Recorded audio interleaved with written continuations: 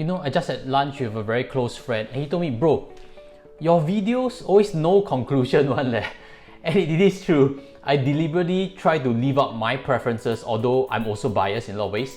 But I try to put pros and cons for you to weigh out a decision for yourself, because as an investor, you have to make the judgment for yourself. So hopefully my presentations try to give you both sides, if not as much detail as possible. And today, we're going to have this discussion. Is iFAST a sell or a buy right now? Now, iFAST has been one of the hottest stocks in Singapore for 2020. If you haven't seen the price chart, let me pull it up for you to see. Fantastic rate of return, correct? It kind of done 300%, something like that. And if we look, today I'll be presenting a few points for why you should sell. I'll be presenting a few points on why you should buy. And let's dive on to the first part, why you should sell. Let me highlight this, which is the first reason.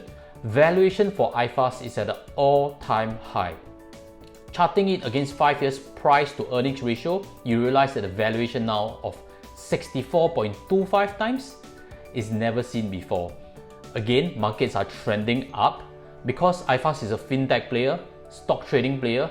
It's right now in a positive sentiment as compared to historical returns. So right now, valuations are at all-time high, a possible reason why you should consider selling. But having said that, it's also cheaper than stockbrokers like Tiger Brokers. If you have been using Tiger Brokers, you do know they are pretty competitive. I've also put Tiger's links below in some of my comments. Or if you compare against Futu Holding, which owns Mumu's trading platform, you realize that both of these, they are trading at more than 100 times price to earning. So iFAST at 64 times could still be relatively cheaper as compared to these two excellent brokers. Having said that, iFAST also has its unique niche. It also has a lot of recurring income, which is even better than these two platforms in my opinion. So is it justified? For you to decide. If you haven't seen results for first quarter 2021, let me flash this up for you to see. Fantastic returns. iFAST for 2020 seen a never seen before earnings level, and right now on track to break that even. The blue bar that you see at the bottom, that's recurring net revenue. The orange bar is non-recurring net revenue. For the recurring, it's good. It's actually coming from a lot of trailer fees, a lot of rep fees that they earn, which means it's stable. Earnings is kind of has a stable path that's exponentially growing. But the real kicker last year, in my opinion, is actually from the non-recurring part, the orange bar over there, which comes from sales charges. Now that figure has doubled for 2020. And if you look for first quarter, it's on track to grow by at least another 50%. New record sales done by its B2B channel as well as a B2C channel. But the second question that you should be thinking of why you should sell iFAST shares right now is, could earnings have peaked already? If 2021 is a bad year for equities, that means trading volume could tail off. After all, right now we are seeing some bad news on COVID front. Could it actually have lower volumes for 2021 as compared to 2020? It's up for your interpretation.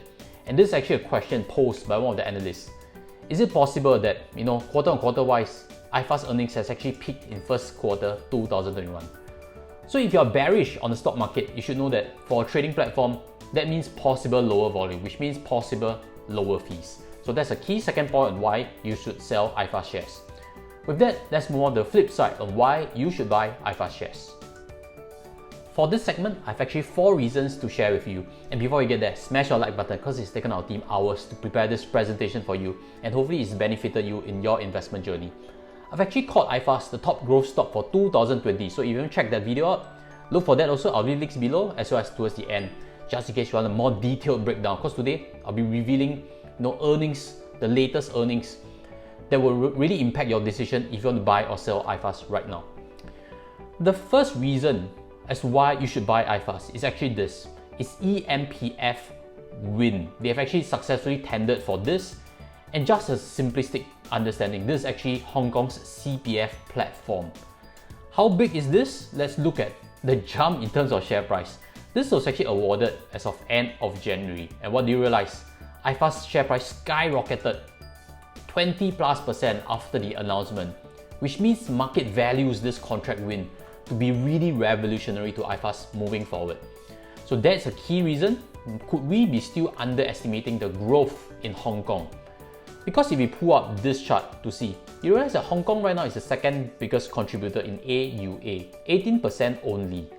There could be a lot of growth there because, with this win, there could be a lot of funds that could be moved to iFAST's platform and they earn retainer fees, they earn rep fees with their distribution over there. So that could be a real kicker that market is underestimating. Reason number 2 as to why you should invest to iFAST right now is this over here, this news that Malaysia will be issuing 5 digital licenses by first quarter 2022.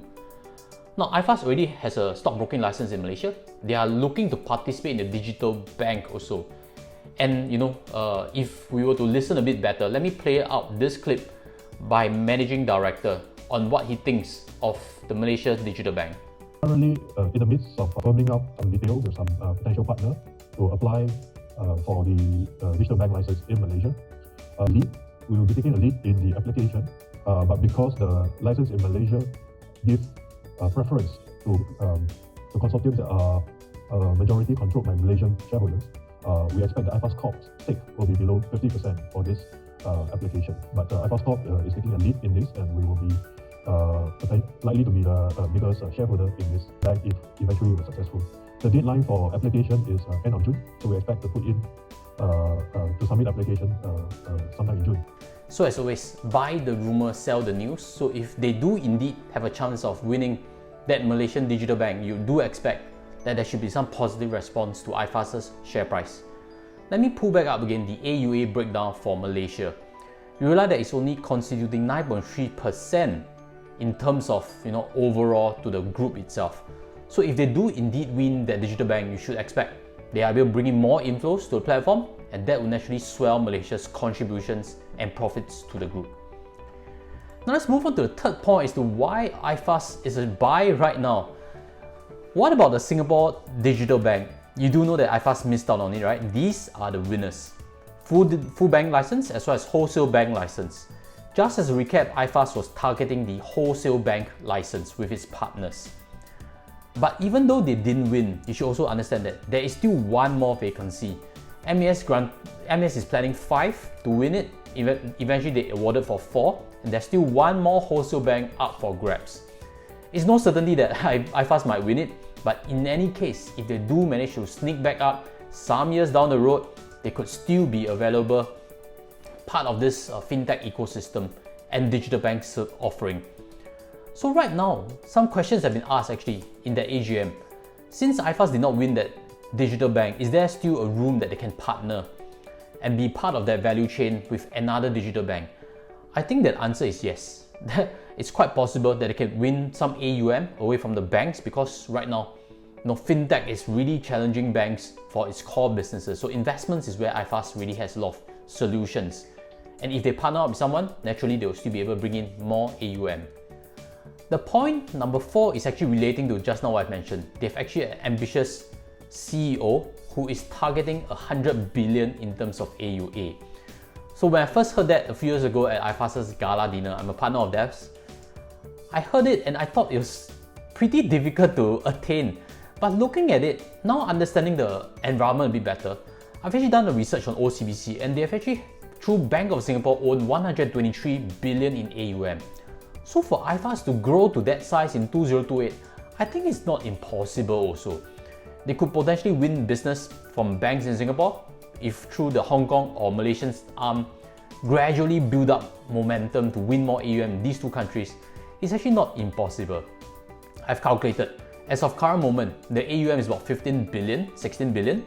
If they can grow at 30% year on year, that target can be reached.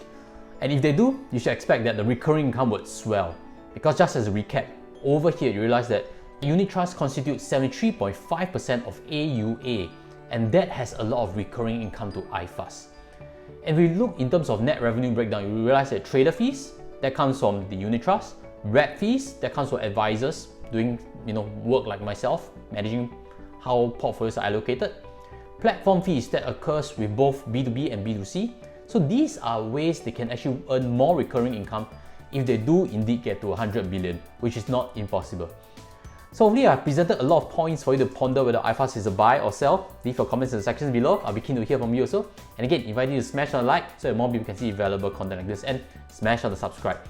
With that, I'll invite you to that previous tutorial I've done, which is a full breakdown on the geographical business that iFAST is in and why it's done so well for 2020.